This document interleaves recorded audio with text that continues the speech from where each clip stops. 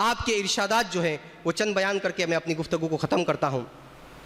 آپ فرماتے ہیں کہ گناہ کبیرہ جو ہیں وہ 16 ہیں۔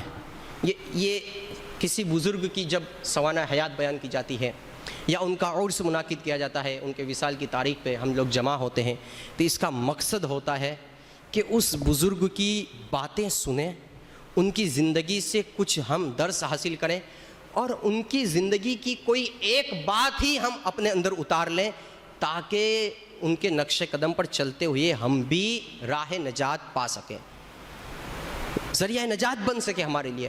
لہٰذا جب بھی کسی اللہ کے ولی یا کسی بزرگ، کسی صحابی کے عرس کے موقع پر حاضر ہوں یا ان کی محفل میں آئیں تو یہ عہد لے کر آئیں کہ آج ان کی باتوں میں سے کوئی ایک بات ضرور اپناؤں گا۔ ساری باتیں نہ صحیح، ہم کمزور ہیں، ان کی زندگی کے مطابق ہم پوری مکمل طور سے زندگی نہیں جی سکتے ہیں، لیکن ان کی زندگی کی 100 باتوں میں سے ایک بات کو تو ہم اپنا سکتے ہیں نا۔ لہٰذا کوشش کریں کہ جس بھی ولی کے عرس میں جائیں یا جس بھی ولی کے سوانح حیات کو سنیں تو ان کے سوانے میں سے کوئی ایک بات ہی کو اپنا لیں اور اس پہ عمل کرنا شروع کر دیں، انشاءاللہ تعالی یہ ہمارے لیے زندگی اور آخرت کے لیے ذریعہ نجات بن جائے گی۔ یہی اصل مقصد ہے محفل منعقد کرنے کا۔ یہ مقصد نہیں ہے کہ ہم جمع ہوں، رسمی طور پہ کچھ باتیں سنی جائے، فاتحہ خوانی ہو، نیاز تقسیم ہو جائے اور بات پھر وسیع کے وسیع رہ جائے، نہیں۔ مقصد یہ ہے کہ ان کے عرس پر، ان کے وصال کے موقع پر، ان کی ولادت کے موقع پر ہم حاضر ہو کر کے ان کے زندگی کے اعمال میں سے، ان کی سوانح حیات کے انمول موتیوں میں سے کوئی ایک موتی ہی ہم اپنے گلے کے اندر سجا لیں، کوئی ایک موتی ہی ہم اپنی زندگی کے اندر اتار لیں، تو یہ انشاءاللہ ہمارے لیے کامیابی کا سبب بن سکتا ہے۔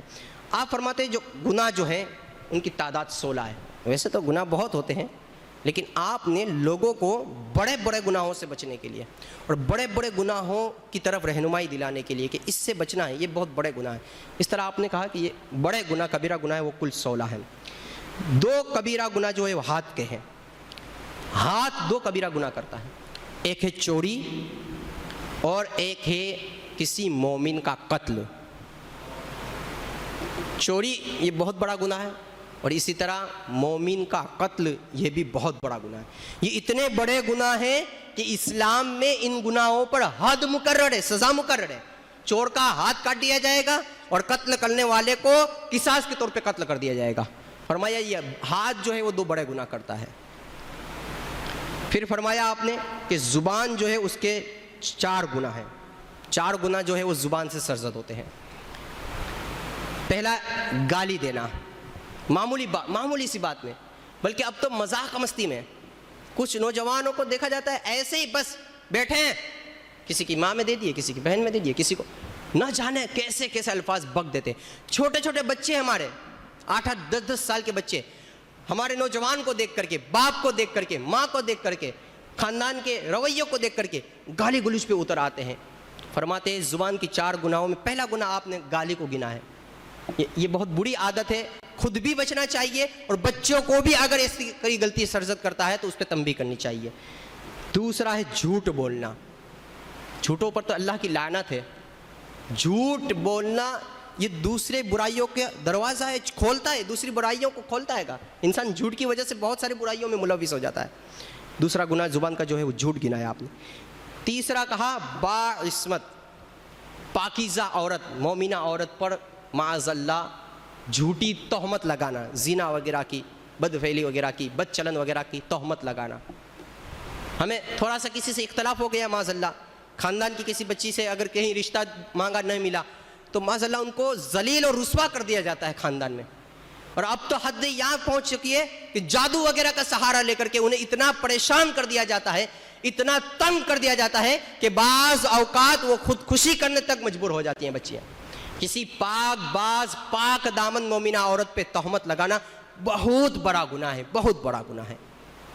اسلام میں بہت بڑے بڑے گناہوں میں سے ایک گناہ، بخاری شریف پہ بھی اس کے خلاف ایک بہت بڑی حدیث پاک آئی ہے کہ یہ جھوٹی تہمت لگانے والوں کے تعلق سے فرمایا ہے کہ جو اپنی طرف سے گھڑ کر کے کسی کے خلاف باتیں بولتے ہیں، یہ بہت بڑا گناہ ہے۔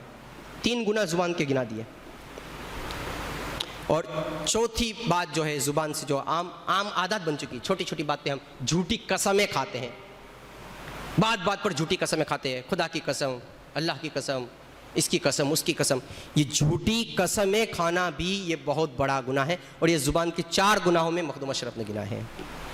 इसी तरह पेट जो है वो 3 गुनाह करता है। पेट जो है वो 3 गुनाह करता है। एक, सूद खाना। आजकल माशरा इसमें बहुत मुलव्विस है। ये पेट के बहुत अजीम गुनाहों में से है। सूद खाने वाले के ताल्लुक से इतनी बड़ी वाइद आई है कि माज़अल्लाह उसका गुनाह सगी माँ से ज़िना करने वाले के बराबर उसका गुनाह, उससे भी बदतर उसको बढ़ाते हैं। ये सूद खाना ये भी बहुत बड़ा गुनाह है। इसी तरह शराब नोशी, ये पेट के गुनाहों में से दूसरा गुनाह है जिसको मखदूम अशरफ ने शुमार करवाया, शराब नोशी। कि ये उम्मुल खबाइस है कि इसकी वजह से भी इंसान बहुत सारी बुराइयों की तरफ जाता है, जिसकी वजह से माशरे और ख़ानदान का मामला दरहम बरहम हो जाता है।